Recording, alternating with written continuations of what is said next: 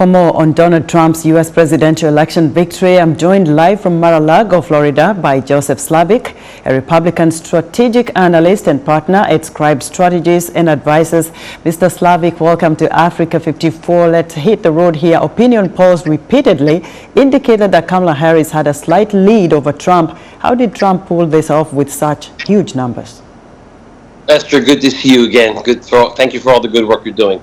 Yeah, I think I was fairly confident that he was going to win the election, but I have to tell you, I did not think that the win was going to be of this magnitude.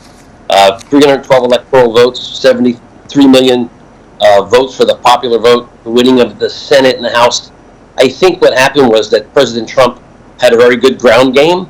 I think they kept the message very simple in terms of, it's the economy, stupid. Are you better off today than you were 4 years ago?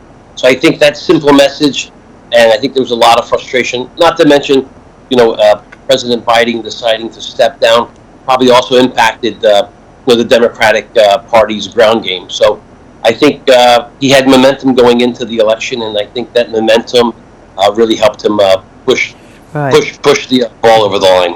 Joe, it's now official, of course, he's president-elect, but tell us what's in the works now to assemble his cabinet picks? Well, look, the fact that the Republicans have won the Senate pretty much gives President Trump a pretty, carte blanche to pick whom he would like.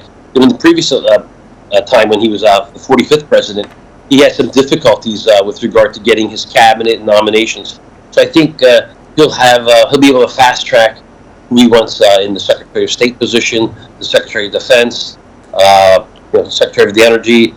So I think they'll be able to fast track those appointments, and I think the president will be able to hit the ground running. Not to mention he has 4 years of experience, which he did not have the last time he served. And what are his aides likely to consider as preparations to inaugurate him on January 20th get underway? Wow, that's a good one.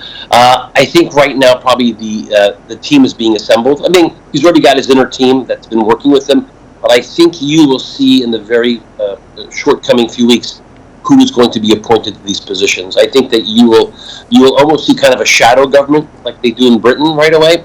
So I think the president or President-elect Trump will start to announce their appointments, and they'll start organizing. And of course, in the Senate, the Republicans will have to pick new leadership.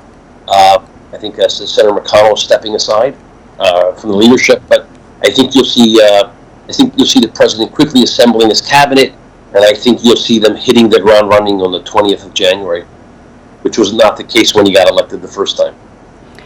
Joseph, many thanks for what you have shared with us on Africa 54. Joseph Szlavik is a Republican strategic analyst and partner at Scribe Strategies Advisors.